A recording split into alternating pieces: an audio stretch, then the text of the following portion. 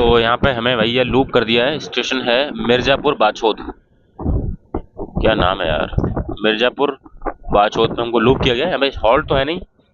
और इसको जरा नोटिस करो भाई, एल्को लोकोमोटिव WDM 3D अपने अंतिम दिनों में यार, ये तो खत्म हो चुका है।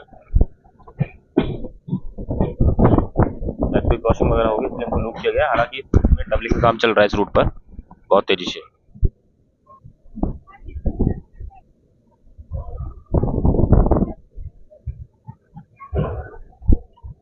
उस तरफ का व्यू दिखाते हैं आपको। तरफ कुछ ऐसा है मिर्जापुर बाछोद रेलवे स्टेशन।